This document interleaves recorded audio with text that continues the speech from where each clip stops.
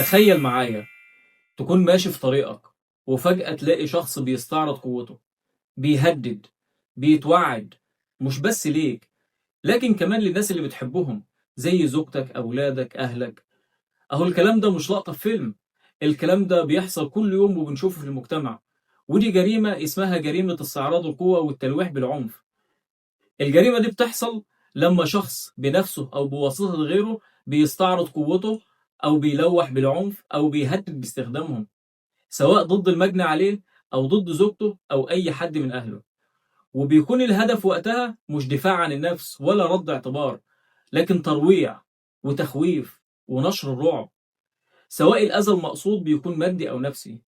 هنا بقى يجي نص المادة 375 مقرر من قانون العقوبات المصري، اللي بتقول صراحة: كل من قام بنفسه أو بواسطة غيره باستعراض القوة أو التلويح بالعنف أو التهديد بأيهما يعاقب بالحبس مدة لا تقل عن سنة. كمان لو الجريمة دي اتنفذت من شخصين أو أكتر، أو كان مع الجاني سلاح سواء عصاية أو آلة حادة أو مادة حارقة أو مخدرة أو حتى حيوان بيثير الذعر، أو لو كانت الضحية أنثى أو كانت الضحية طفلة أقل من 18 سنة، في الحالة دي العقوبة بتزيد للحبس من 2 ل5 سنين. كمان بعد ما بيقضي العقوبة القانون ما بيسيبوش يرجع لحاله، لا ده بيتحط تحت مراقبة الشرطة لمدة مساوية تماما لمدة العقوبة اللي اتحكم بيها.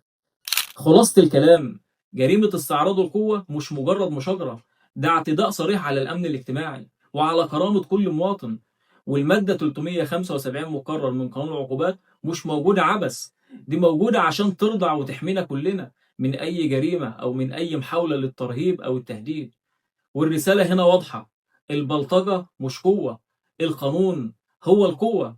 وأصدق دليل على كلامي ده واقعة شهاب جمعية اللي كانت منتشرة الفترة اللي فاتت على وقائع التواصل الاجتماعي. وفي النهاية، لو مهتم بالقانون تابعني.